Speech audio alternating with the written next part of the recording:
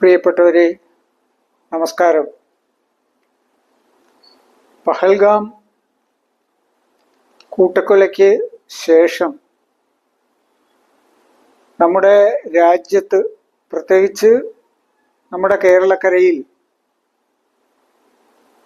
അത് സംഭവിക്കാനിടയായ സാഹചര്യത്തെക്കുറിച്ചും അത് ആര് മുൻകൈയെടുത്ത് നടത്തിയതാണെന്നതിനെക്കുറിച്ചുമൊക്കെ വളരെ വിവാദപൂർണമായ ചർച്ചകൾ നടക്കുന്നുണ്ട്. പ്രത്യേകിച്ച് നമ്മുടെ മാധ്യമങ്ങളിൽ, സോഷ്യൽ മീഡിയകളിൽ. അതിൽ ഓരോരുത്തരും അവരവർക്ക് യോജിച്ച തരത്തിൽ അവരവരുടെ ഉള്ളിലിരിപ്പ് വെച്ചുകൊണ്ട് അതിനെ നിർവചിക്കുന്ന ഒരു സാഹചര്യമാണുള്ളത്. അത് ഇന്ത്യയിലെ തന്നെ ഒരു വിഭാഗം വെച്ച് കെട്ടി അവരാണ് അത് ചെയ്തതെന്ന് വരുത്തി തീർക്കുവാനുള്ള കൊണ്ടുപിടിച്ച ശ്രമമാണ് നടക്കുന്നത്. അതിനു മുന്നിൽ നിൽക്കുന്നത്, ഞാൻ നേരത്തെ ഒരു വീഡിയോയിൽ പറഞ്ഞതുപോലെ, ഇസ്ലാം മതം ഉപേക്ഷിച്ച് പുറത്തു പോയിട്ട് ഇസ്ലാം മതത്തെ വിറ്റ് ജീവിക്കുവാൻ വേണ്ടി മാത്രം തുനിഞ്ഞിറങ്ങിയിട്ടുള്ള കുറച്ച് ആളുകളുണ്ട്. ഒരു കാമിത, അതുപോലെ തന്നെ ഒരു ആരിഫ് ഹുസൈൻ തുടങ്ങിയിട്ടുള്ള കുറച്ചാളുകൾ.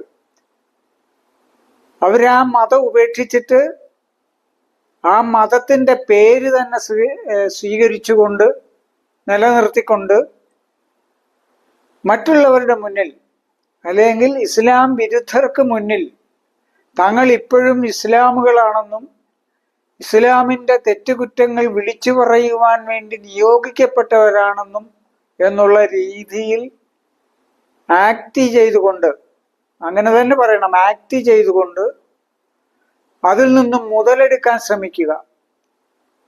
ശത്രുപക്ഷത്ത് നിന്ന് കിട്ടാവുന്നത്രേ ഊറ്റി കുടിക്കുക എന്നുള്ള ഒരൊറ്റ ലക്ഷ്യം മാത്രമാണ് ഇന്ത്യയിലെ തന്നെ മുസ്ലിം തീവ്രവാദികളാണെന്ന് വരുത്തി തീർക്കുവാനുള്ള കൊടിയ ശ്രമം നടത്തുന്നത്.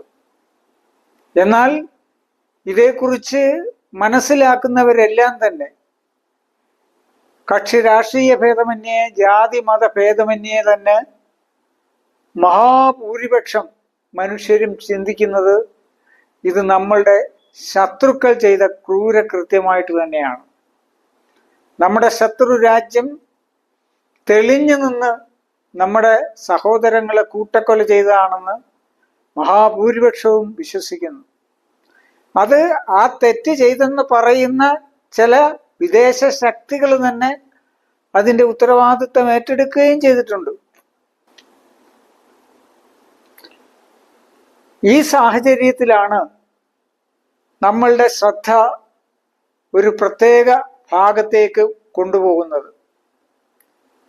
ആ കൂട്ടക്കുരുതിയിൽ ജീവൻ നഷ്ടപ്പെട്ട ഒരു നേവൽ ഓഫീസർ, ഒരു ചെറുപ്പക്കാരൻ, അദ്ദേഹം വിവാഹം കഴിഞ്ഞ് മധുവിധു ആഘോഷത്തിനു വേണ്ടി അവിടെ എത്തി. ദിവസങ്ങൾക്കകം തന്നെയാണ് തൻ്റെ ജീവൻ ബലിയർപ്പിക്കേണ്ടി വന്നത്. ആ രക്തസാക്ഷിത്വം വഹിച്ച നേവൽ ഓഫീസറുടെ നവവധുവിൻ്റെ പേര് ഹിമാംഷി എന്നാണ്. ആ പെൺകുട്ടി ഈ അടുത്തൊരു ദിവസം മാധ്യമങ്ങളിലൂടെ തൻ്റെ അഭിപ്രായം പുറത്തോട്ട് വിട്ടിരിക്കുകയാണ്.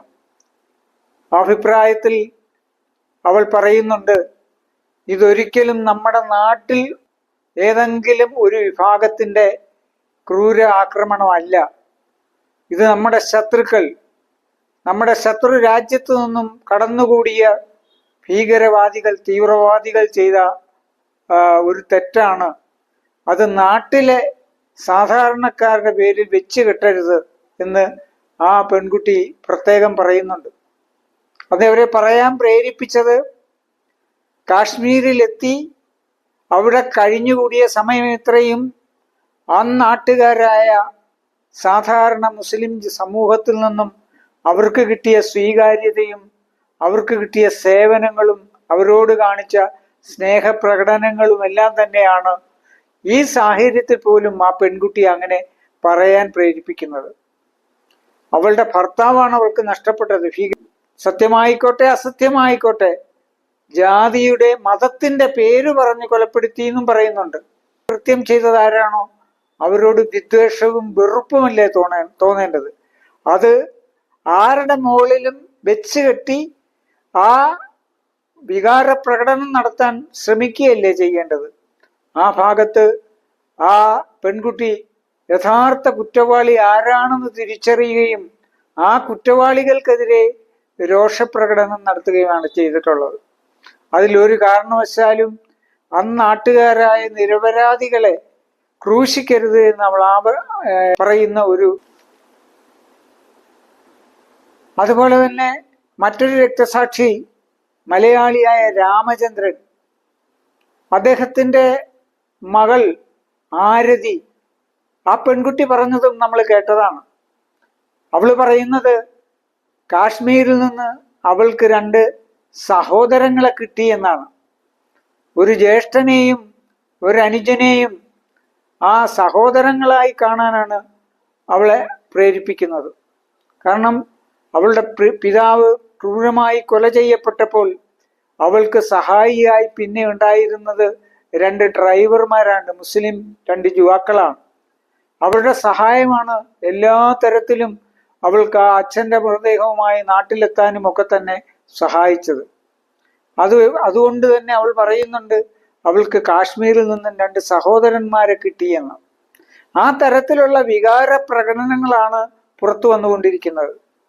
ഈ എച്ചിൽ മുസ്ലിമുകളും അല്ലെങ്കിൽ സംഘികളും അല്ലെങ്കിൽ സാമൂഹിക വിരുദ്ധരും പറഞ്ഞു പരത്തുന്ന എല്ലാ കിംവദന്തികളെയും അട്ടിമറിച്ചുകൊണ്ടാണ് ഈ 2 യുവതികളുടെ പ്രസ്താവനകൾ പുറത്തു വരുന്നത്.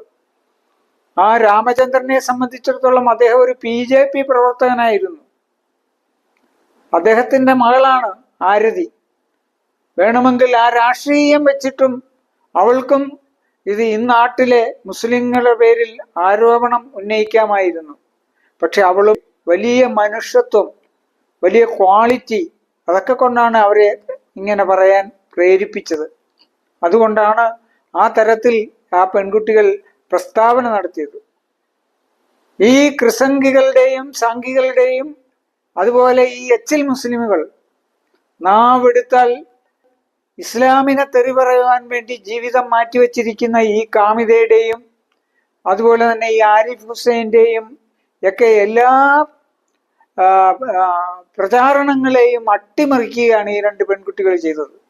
സത്യത്തിൽ നമ്മുടെ മുന്നിൽ ഉയർന്നു നിൽക്കുന്നത് ഈ 2 പെൺകുട്ടികളും അവർ പുറപ്പെടുവിച്ച പ്രസ്താവനകളുമാണ്.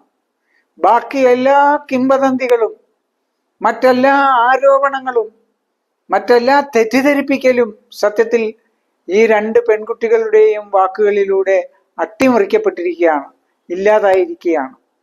ഇത്തരത്തിലുള്ള ശുഭദൂർക്കമായ വാക്കുകളും പ്രവൃത്തികളും മനുഷ്യരുമാണ് നമ്മുടെ നാടിൻ്റെ ആ സ്നേഹത്തെയും മതമൈത്രിയെയും നിലനിർത്തുന്നത് എന്ന് പറയാതിരിക്കാൻ വയ്യ.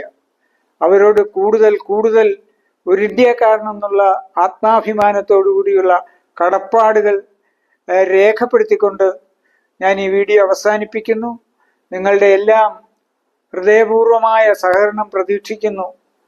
ഇനിയും ഈ ചാനൽ സബ്സ്ക്രൈബ് ചെയ്തിട്ടില്ലാത്ത ആളുകൾ ദയവായി ഇത് സബ്സ്ക്രൈബ് ചെയ്യുകയും നിങ്ങളുടെ വിലപ്പെട്ട അഭിപ്രായങ്ങളും ലൈക്കും രേഖപ്പെടുത്തി ഈ ചാനലിനെ വിജയിപ്പിക്കണം എന്ന് അഭ്യർത്ഥിച്ചുകൊണ്ട് ഞാൻ അവസാനിപ്പിക്കുന്നു. നമസ്കാരം.